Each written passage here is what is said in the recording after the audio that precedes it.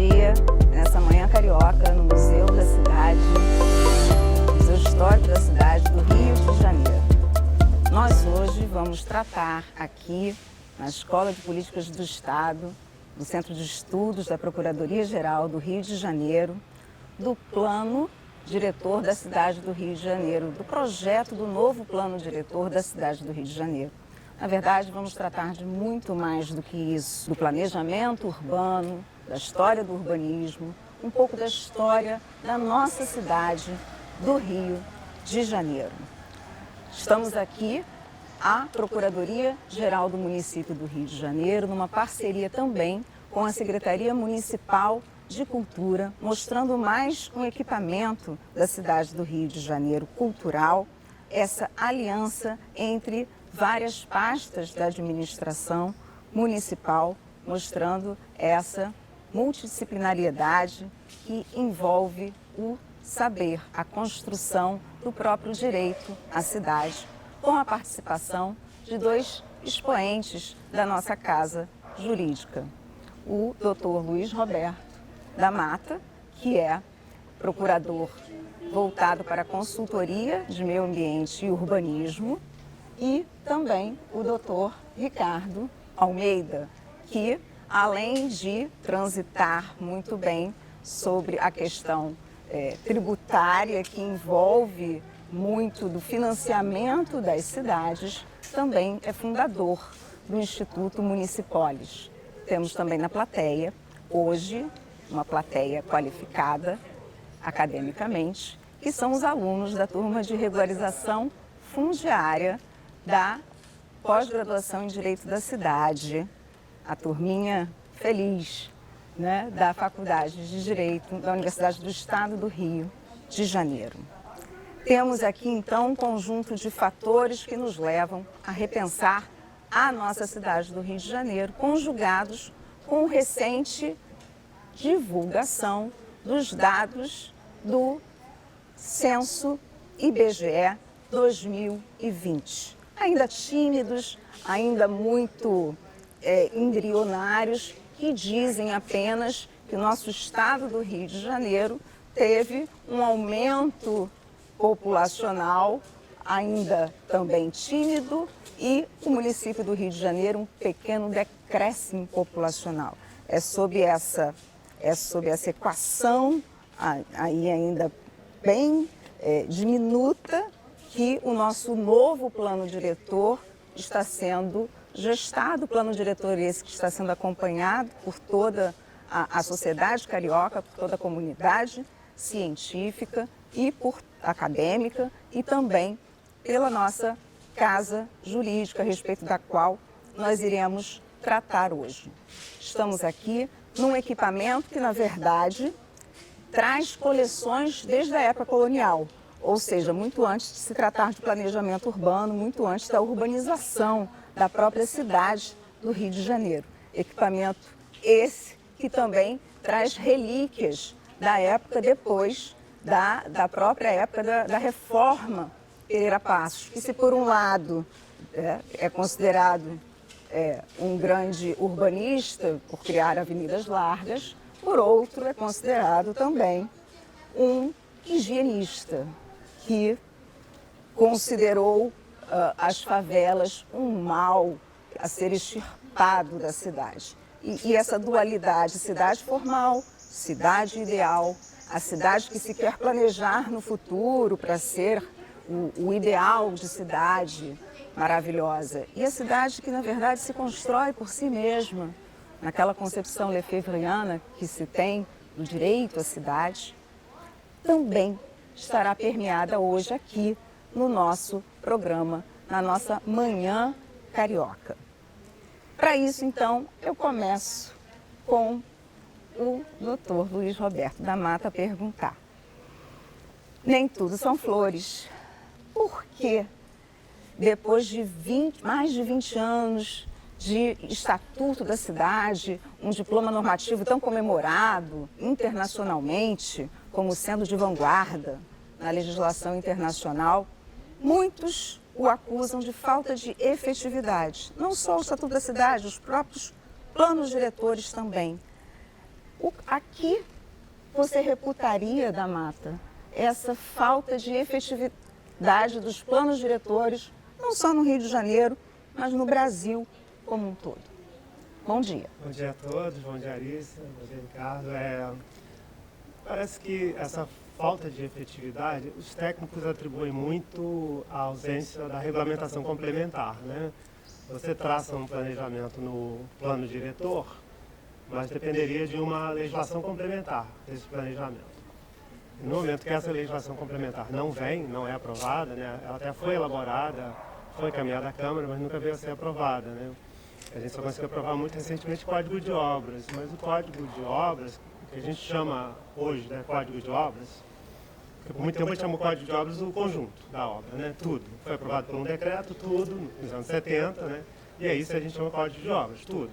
Mas hoje a gente diz Código de Obras, aquele códigozinho, aquela leizinha que trata só da construção. Ou seja, dentro da construção, o que eu posso fazer dentro da construção. Isso é o Código de Obras. Foi a única coisa que a gente conseguiu aprovar. E isso não tem nada a ver com planejamento urbano. Isso tem a ver com a parte edilícia e nada mais, né? A parte toda de planejamento ficou capenga, porque a lei de desocupação do solo não foi aprovada, o novo zoneamento não foi aprovado.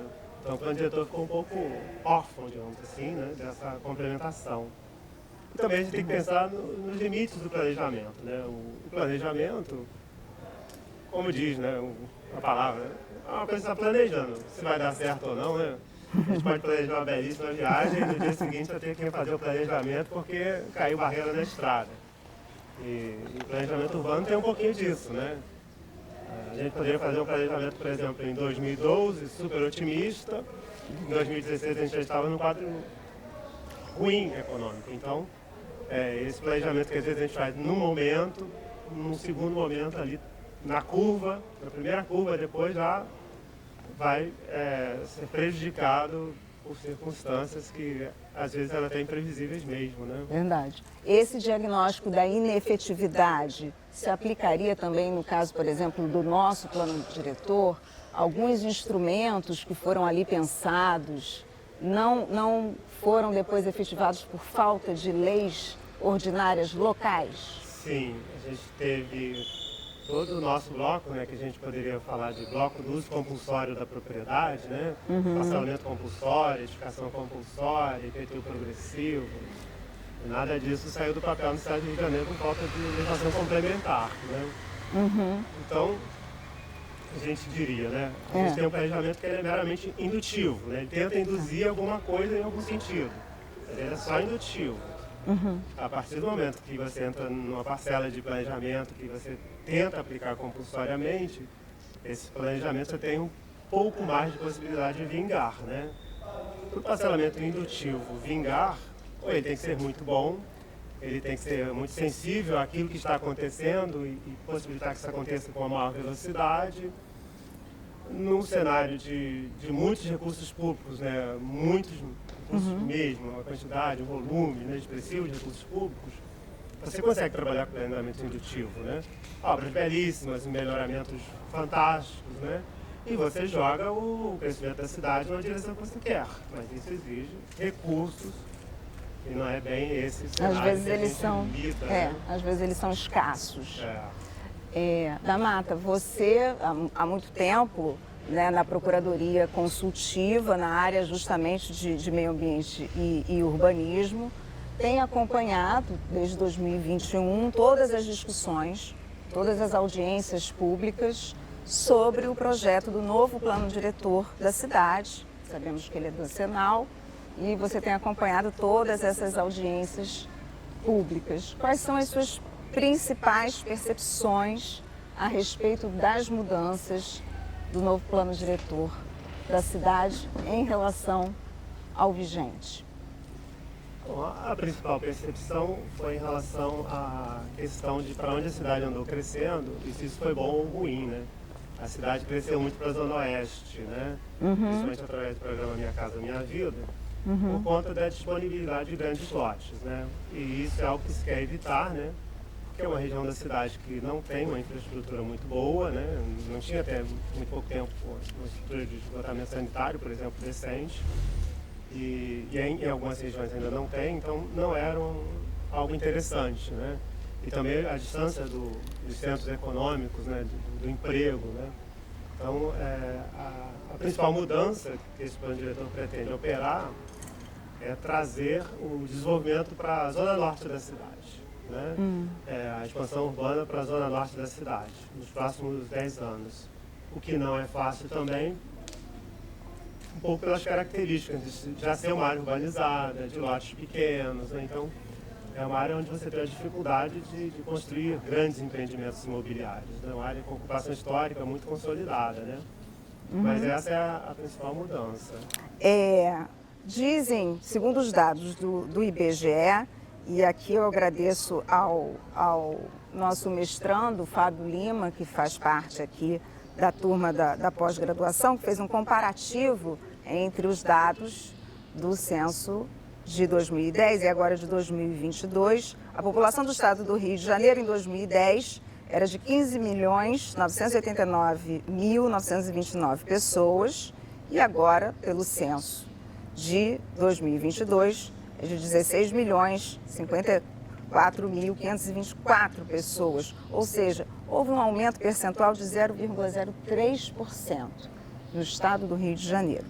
No município do Rio de Janeiro, em 2010, 6.320.446 pessoas. Em 2022, 6.211.423 pessoas.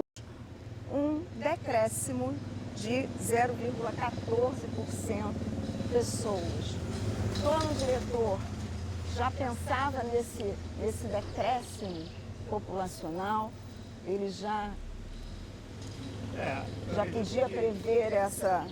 Eu acredito que, de algum modo, o plano diretor já lida, né, com a ideia de estabilidade da população, né? A gente tem um pequeno decréscimo na cidade do Rio de Janeiro e na região metropolitana como um todo, e um acréscimo muito reduzido no estado do Rio. Então, o plano diretor, de um certo modo, já lidava com isso. Nessa perspectiva, né? Envelhecimento da população. Eu diria, né, que estávamos conversando sobre isso, que isso foi uma excelente notícia, né? Porque em todas essas, o censo apontar esse decréscimo populacional. Claro, excelente notícia em termos, né? Porque a gente vê que há um esvaziamento econômico do Estado. Isso pode sinalizar um esvaziamento econômico do Estado. No momento que a população brasileira ainda cresce um pouco, e do Estado do Rio reduz. A gente está pensando aí que o Rio perdeu a atratividade, né? O Estado do Rio e a cidade do Rio. Mas a notícia em si é boa pelo outro lado, né? Porque em todas as audiências do plano diretor, o mais comum foi as pessoas dizendo, olha, a minha região não comporta densamento populacional, né? Na Zona Oeste, por falta de transporte, por falta de serviços, por falta de infraestrutura no geral, a Zona Sul, né, porque já tem uma densidade alta, né? Outras regiões por problemas de transporte, Zona Norte as pessoas também entendem que não cabe esse densamento todo que se fala, porque as vias são antigas, são estreitas, etc. Então, a gente lidou o tempo todo na elaboração do plano diretor com essas falas, né, da sociedade, que de algum modo vai ao encontro do diagnóstico dos técnicos, no sentido de que a cidade realmente não comporta muito adensamento. Então, de algum modo, isso está assim visto no planejamento urbano. Então, tá, de alguma forma, a expectativa dos próprios cidadãos que foram ouvidos está de acordo com... E o que explica a gente ainda ter a indústria da construção civil em função desse decréscimo populacional, né, que vem acontecendo ao longo dos anos, é a redução do número de pessoas por residência, que continua uma tendência, né? A gente já teve 5, depois 3 pessoas por residência, agora estamos partindo para menos de 2 moradores por residência. Então, isso é isso é que ainda explica a existência de um mercado de construção civil.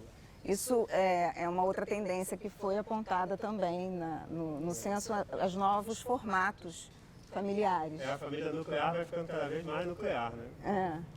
É mais reduzida, e isso também se reflete no próprio Código de Obras, com a redução do tamanho dos próprios imóveis. Não tivemos ainda dados liberados sobre, lamentavelmente, aquela nomenclatura que se mantém pejorativa até hoje dos agrupamentos subnormais, né? Que seriam os assentamentos precários numa literatura internacional mais adequada. Mas, de certa forma, o projeto de plano diretor novo já já recebe a legislação, a 13465 de 2017, no seu contexto de uma maneira mais moderna. Mais algum detalhe do novo plano diretor que você gostaria de ressaltar, da Mata? Bom, o plano diretor, né, ele está inovando em relação a instrumentos de habitação popular, né? Estávamos até conversando aqui antes da reunião, uma divergência nossa, né? Que bom, né? A divergência é que faz bem para o debate democrático. Eu pessoalmente acho que regularização fundiária não deveria nem estar no plano diretor, né? Porque o plano diretor é um plano de planejamento urbano, de desenvolvimento urbano. Então, regularização fundiária sinaliza a falha do planejamento urbano, onde o planejamento urbano fracassou. Eu acho que se a gente pensasse nisso, a gente pensaria assim, bom, meu planejamento urbano tem que ser bom o suficiente para todos, né? A ponto de não falhar. O planejamento urbano ele é realista. Onde estão os economistas que participam desse plano? As pessoas têm capacidade de pagar essa cidade que eu estou idealizando no plano diretor? Então, assim, eu acho que o plano diretor poderia focar um pouco mais nisso. Mas o plano diretor, desde o início, ele acaba sendo uma sub-lei orgânica, né? Ele pega toda a temática da lei orgânica, tenta abordar toda essa temática da lei orgânica, inclusive os problemas da cidade. Então, o plano diretor trata do problema das escolas, trata do problema da saúde, trata do problema da habitação, dessa habitação que já deu errado e que a gente tem que consertar, obviamente, tem que consertar, né? Mas... tem essa pretensão holística. Às vezes ele não foca no que ele deveria, que é o planejamento urbano. E eu acho que isso acaba esvaziando os planos setoriais, né? Tem que estar no plano diretor, não tem que estar no plano setorial. Na verdade, eu acho que você tem que ter um bom plano setorial de habitação popular, e nesse você tem que enxergar as favelas. Você tem que ter um bom plano de transportes, tem que ter um bom plano de saúde, mas não é o plano diretor de desenvolvimento urbano, entendeu? Interessante. No plano diretor de desenvolvimento urbano, escola só entra quando você pensa assim, vai fazer um loteamento, tem que dar um lote para a escola. É só ali. O planejamento urbano não resolve o problema da educação. Isso é o plano de educação que resolve. Interessante, da Mata. O importante do debate acadêmico são justamente a pluralidade das ideias, porque é dessa pluralidade que nascem as novas sínteses, né? As novas teses. Sem ela, a ciência nunca avança. Doutor Ricardo Almeida, temos um problema crônico no nosso constitucionalismo, porque a ordem orçamentária tem lá aquela tríade orçamentária, da LOA, né, da Lei Orçamentária Anual, do Plano Plurianual, da Lei de Diretrizes Orçamentárias, e às vezes elas não acompanham o plano diretor. O plano diretor, né, não é acompanhado desse orçamento. Então, como é que você financia a cidade se esse plano diretor não é acompanhado do planejamento orçamentário? A gente tem o planejamento urbano, que muitas vezes não é necessariamente acompanhado desse. E por que eu faço essa pergunta ao doutor Ricardo Almeida? Porque também é um especialista, um tributarista, né, de escola, para inaugurar esse debate, não sem que antes também ele possa, né, se manifestar a respeito dessa questão posta pelo doutor Luiz Roberto da Mata, muito bem colocada, que é um grande paradoxo realmente, porque se você está planejando a cidade, você planeja justamente para evitar que ela tenha que lidar com a regularização. Regularização, a rigor, a gente só deveria lidar com a regularização do estoque de irregularidades urbanísticas, almejando que essa cidade ideal sempre aconteça. Mas a cidade real parece que ela sempre se impõe aos nossos planejamentos e aos nossos quereres, né? Bom, em primeiro lugar, agradecer o convite. É uma honra estar participando do evento da PGM aqui, Centro de Estudos liderado pela nossa querida Alicia. Também uma honra estar ao lado aqui dos especialistas em direito urbanístico, em meio ambiente, etc. Luiz Roberto da Mata, que é uma referência, vocês são grandes referências para mim, na nossa casa. É um privilégio também estar aqui, né? Esse dia lindo, dia de São Pedro, de São José, né? Como me lembrar aqui da nossa audiência também, que eu agradeço muito estar presente, prestigiando aqui o evento, no Museu da Cidade do Rio de Janeiro, né? Essa casa linda, histórica e com um acervo muito bacana que vale a pena ser visitado, ser conhecido. e também uma ousadia me chamar para falar sobre plano diretor, né? Primeiro, eu sou muito mais outsider, ainda que nos últimos anos eu tenha me interessado cada vez mais pelo tema, e aí já falo, sobretudo o tema favela. A gente estava falando por que a favela não está no plano diretor, não está como deveria estar, na minha opinião, né?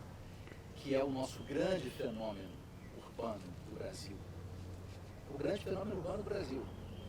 Então, antes de falar dos nossos instrumentos orçamentários, mas já arranhando um pouquinho essa visão, né, uma perspectiva aí, cortes epistemológicos, eu acho que a gente tem um problema de transversalidade. A gente continua ainda tratando as coisas em caixinhas e elas não conversam. Não conversam no âmbito do direito, não conversam para fora do direito. Então, o positivismo nos fez um mal muito grande, né, nos encapsulou com a pretensão de ciência, e a gente acabou deixando de olhar para a sociologia, para a economia, enfim. E, em termos de planejamento, já que é o tema, nós temos uma questão que também, para o setor público, para a legislação, para o direito, está muito distante de acompanhar o que vem acontecendo, por exemplo, em termos de planejamento na área do setor privado, principalmente no setor mais disruptivo, usando essa palavrinha aí que está já um pouco gasta, mas que são as startups, é a nova economia, é a economia digital. Ninguém mais faz business plan. Acabou isso. Esses planos de longo prazo, decenais, quinquenais, coisa lá da cortina de ferro, ninguém mais usa isso. Hoje, já há 30 anos, as escolas de business nos Estados Unidos, na Europa e tal, e o Brasil também já trouxe isso, a gente já tem essa realidade, a gente tem uma tecnologia chamada de Lean. O que é o Lean? É você estar encostado. Você tem que estar encostado na realidade, porque a realidade hoje é muito dinâmica. Ela muda com muita velocidade. Então, quando a gente fala em efetividade, a não efetividade é um problema muito mais de mentalidade do que de precisão vocabular dos dispositivos legais, de regulamentação. Porque, assim como a gente tem um monte de leis que não pegam, tem outras normas de convivência que não estão escritas em lugar nenhum que pegam. E a gente não compreende essa realidade. A gente não compreende essa realidade do fenômeno urbano brasileiro. É curioso que agora nós acabamos de ganhar um prêmio em Veneza, o Leão de Ouro, 2 arquitetos, urbanistas, e o foco e o conceito da apresentação, da instalação deles em Veneza, era a ocupação da terra dentro da perspectiva brasileira a partir dos DNAs indígenas e africanos. Ora, na minha opinião, e não falo da favela, né? É curioso, conceitualmente é lindo, mas vamos entender essa realidade. Nós temos um fenômeno urbano que é a tradição dessas duas culturas. São culturas territoriais, né, que estão expressas hoje, tratadas de maneira pejorativa na doutrina tradicional, na análise técnica, na legislação, como um câncer do urbanismo, uma doença crônica, que tem que ser extirpada. Quando o da Mata fala, o plano diretor não tem que se preocupar com a favela, porque ela é uma irregularidade. E a gente continua excluindo, conceitualmente, das nossas análises do fenômeno da favela. Porque a gente não consegue compreender a favela de dentro para fora. Quando a gente fala, pode ver toda a campanha, eu fiz uma análise das campanhas eleitorais de municípios, e só tem 2 frases faladas em relação à favela: urbanização e regularização. Que tem dentro desse seu conceito que é uma pecha, de que aquilo ali é um problema. Você não reconhece a força da comunidade, as interações comunitárias. Eu recomendo aqui para os alunos lerem um urbanista italiano chamado André Stadi. Ele tem um livro muito bacana chamado Abitare Illegale. E tem vídeos no YouTube que você vai poder também assistir um pouquinho. Ele fez muitas pesquisas no Sudeste Asiático. E ele chega, por exemplo, e ele se surpreendeu num dos primeiros anos lá de pesquisa, quando uma pessoa falou assim: quando você fecha essa porta de ferro da sua casa, você não se sente mal? Porque você se isola da sua comunidade. Isso não acontece na favela. Por quê? Isso é uma característica dessas 2 tradições brasileiras que a gente insiste em excluir e aniquilar.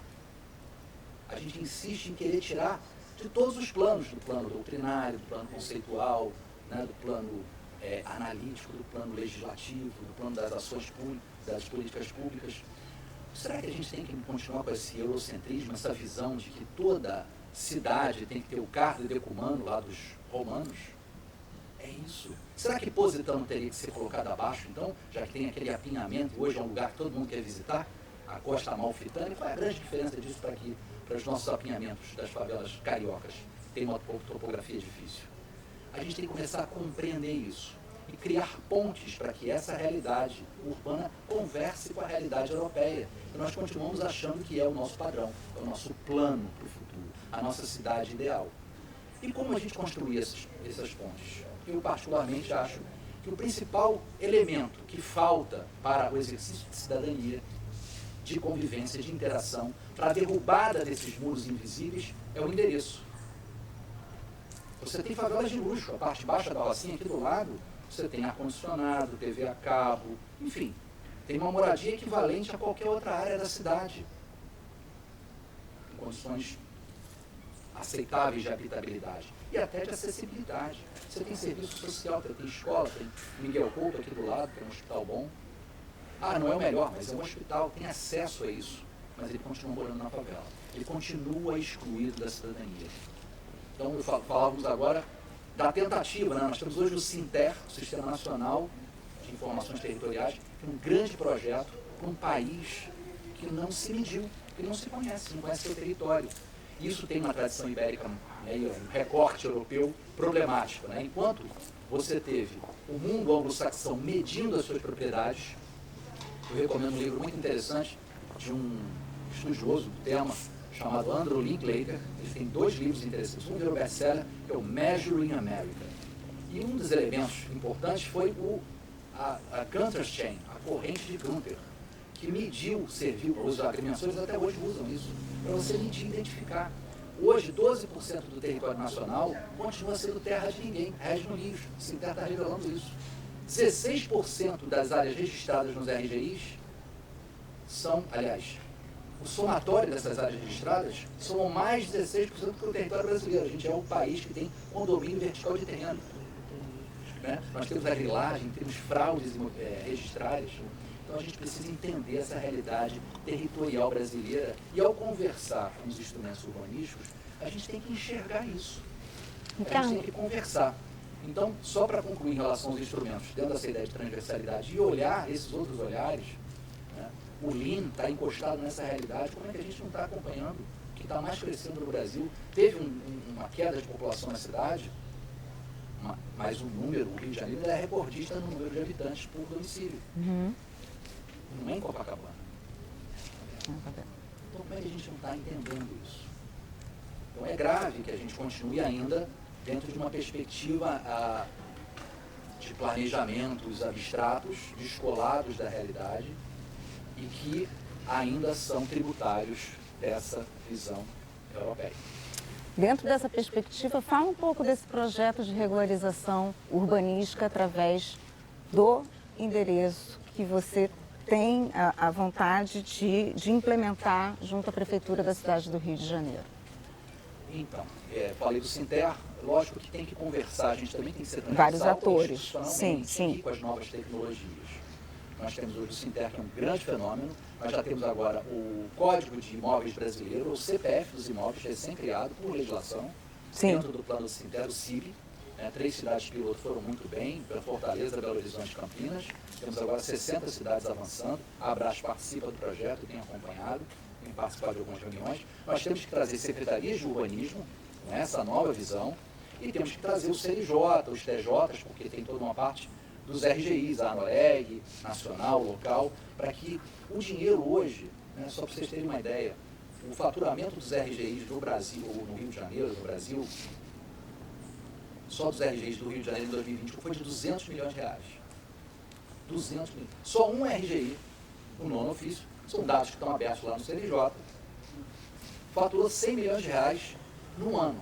Então, dinheiro tem para financiar, né, um cartório digital, para enxergar e ter titulações adequadas a partir dessa visão da favela. Né? Derruba a favela e faz lá um monte de traçado novo ou conjunto habitacional estilo Pombal. Esse é o nosso modelo de regularização fundiária, né, que simplesmente aniquila essa tradição rica, porque ela tem riqueza, ela não tem só potência econômica, potência cultural, ela tem uma riqueza em si. seu próprio traçado, né? Claro que você pode melhorar a acessibilidade, mas dentro dessa perspectiva. Então, você tem que trazer esses atores, os CNJ, os TJ, os RGIs, e aí tem a tecnologia. Nós falamos há pouco dessa tecnologia, que sem dúvida são plataformas que vão se apropriar de dados como elas estão se apropriando, né? Quando é de graça o produto é você, né? Antigamente não tinha almoço de graça, agora quando é de graça você sabe que ele está se apropriando de informação. Mas parece irresistível e certamente vai ser fundamental porque é o novo CEP. O Google Maps tem agora uma aplicação chamada Plus Codes. O Plus Codes ele consegue uma precisão, grau de precisão no georreferenciamento tal que mesmo uma pequena casa dentro de uma favela na Índia ou no Rio de Janeiro, ele consegue ter o seu CEP, uma codificação. E isso já está desrompendo, né, essas visões tradicionais através de 3 startups no Rio de São Paulo que vêm fazendo entregas dentro das favelas. Uma delas começou na Cidade de Deus, na franja da favela, porque o cara que mora na favela não consegue receber nenhuma entrega. Ele não tem endereço. Eu lá na Trabalhista, né, na Procuradoria Trabalhista, uma vez presenciei um adiamento de audiência em que a juíza chamou as testemunhas, as 3 testemunhas deram o mesmo endereço. Até que na terceira vez a juíza falou: o que está acontecendo aqui? Vocês dão o mesmo endereço. E falou de uma maneira assim severa, parecia que era uma fraude. E aí o terceiro, constrangido, falou: desculpa, senhora, é que só lá é que a gente recebe carta, é na Associação de Moradores. Ele não pertence à cidade. Ele não tem nenhuma ligação com a cidade, porque ele não tem endereço. Então, antes de pensar em derrubar tudo, em fazer alargamento de rua, tem que dar um endereço para essa pessoa.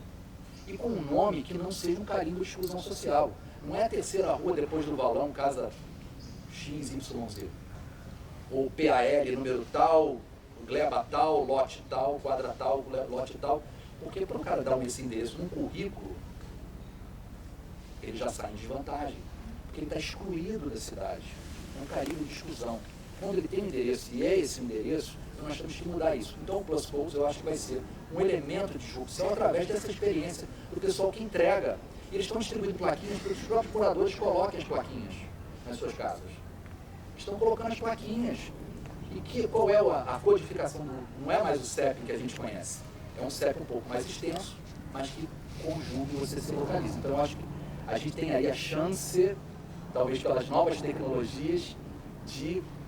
Aí o da Mata só vai ter o desafio de fazer uma regulamentação que compatibilize com a da prefeitura, né, toda que disciplina a nomeação de logradores públicos. Né? São vários desafios dentro dessa perspectiva.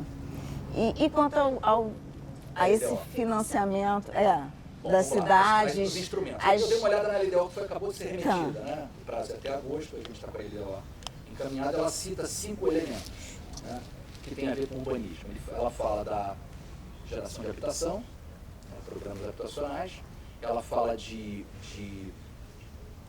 alargamento de vias, de estruturação viária, ele fala genericamente de regularização urbana, fala do Reviver Centro, que é um projeto importante da cidade.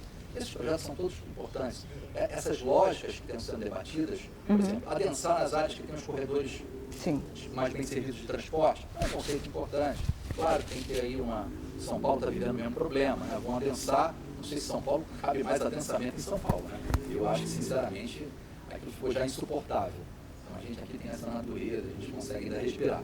Lá é difícil. Mas, enfim, tirando o carioquismo aqui de lado, mas a gente está aqui nesse território aqui privilegiado, não pode deixar de lembrar isso. Inclusive, com as abelhinhas aqui fazendo companhia. Então, também é um privilégio.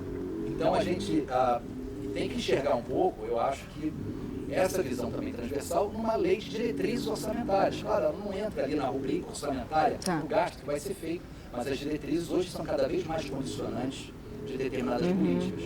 Não está na LDO, o Supremo Tribunal Federal tem cada vez mais, né, limitado gastos, ou previsão de gastos do PPA, então, que é um instrumento quase que fantasmagórico, poderia também ser um pouco mais denso,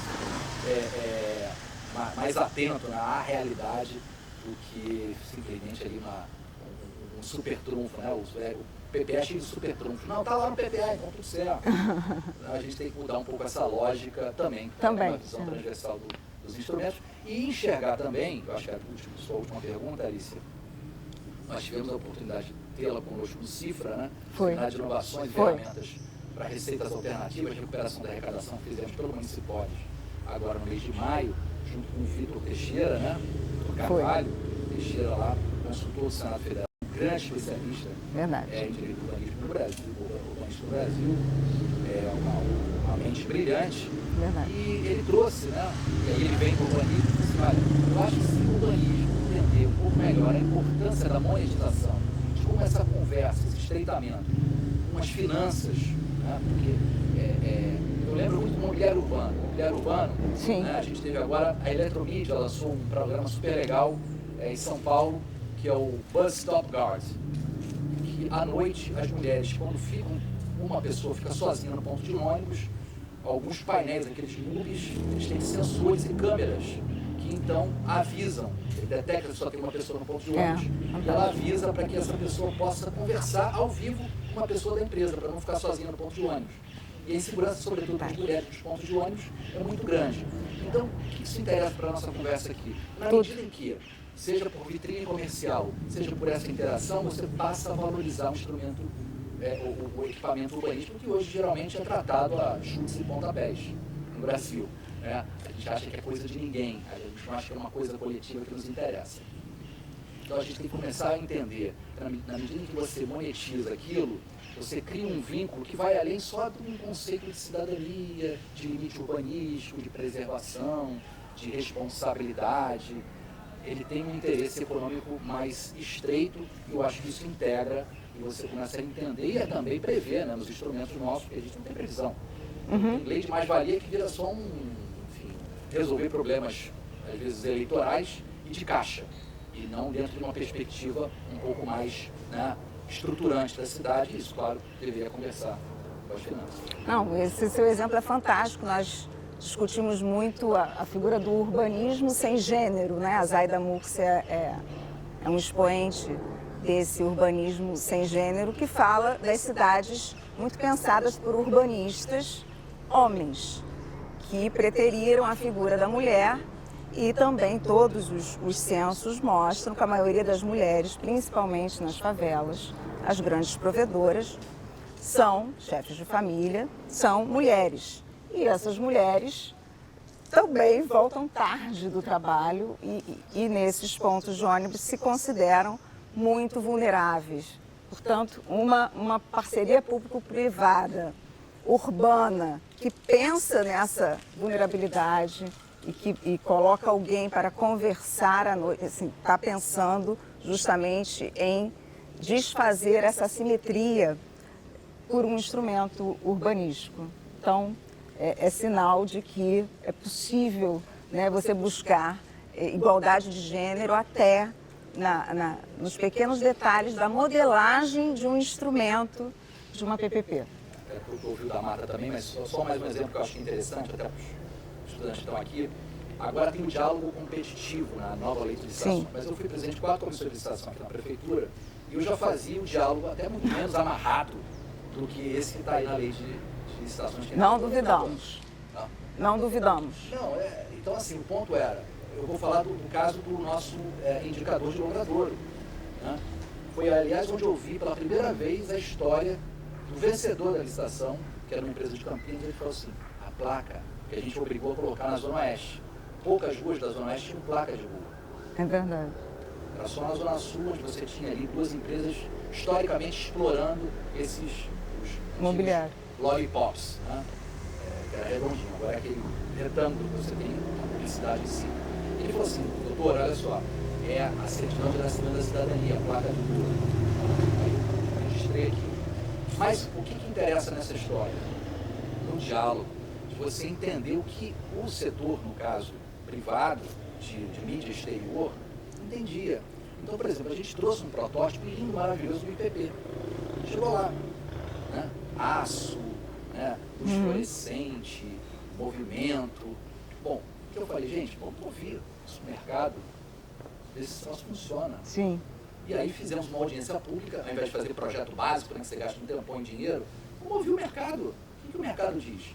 Numa audiência pública, o mercado mudou tudo para PVC injetado, tirou a luz fluorescente, botou a luz de LED, que era mais barata a conta na Light, enfim, menos quebrável. Colocamos lá o Braille, toponímia. Nós conseguimos, numa audiência pública, fazer um novo protótipo com o pessoal do IPP. O pessoal do IPP entendeu? Dá para fazer esse desenho? Dá, acabou. É o lindo.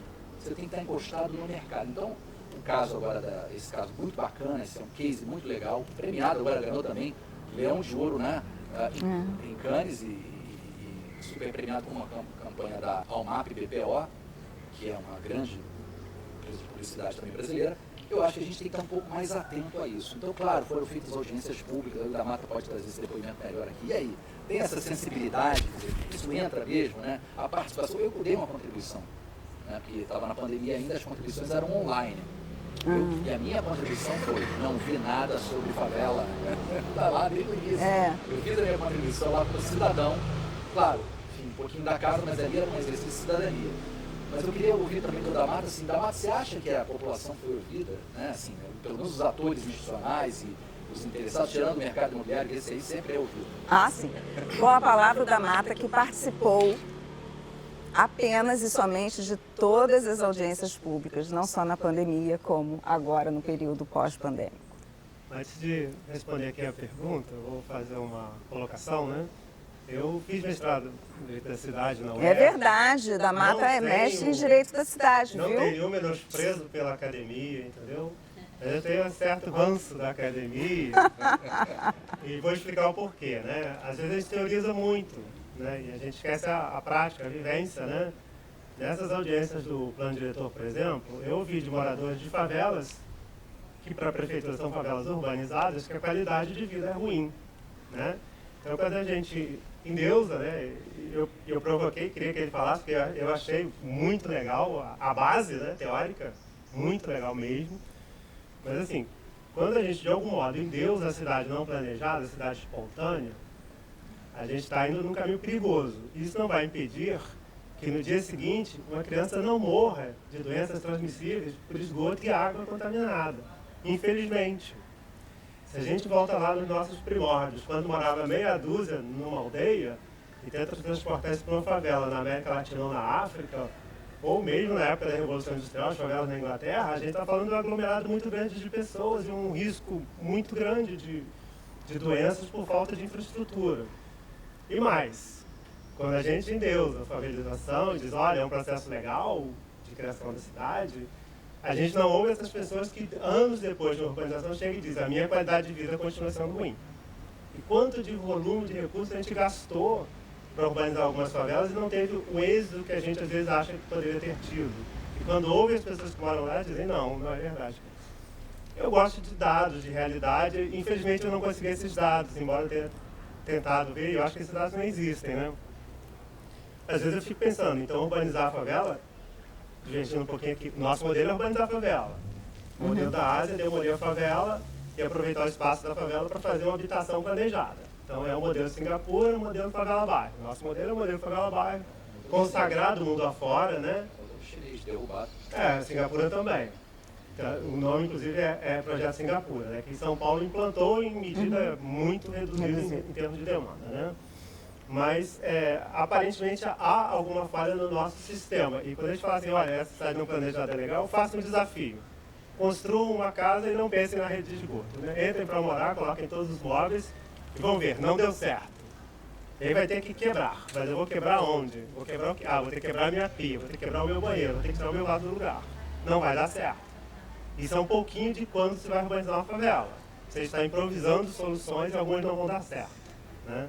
Então a gente tem que ter uma cautela muito grande e por isso eu acho que o planejamento urbano ele tem uma importância gigantesca e ele tem que dar respostas para que as pessoas não morem numa favela, elas não passem por essas agruras do início ali, né?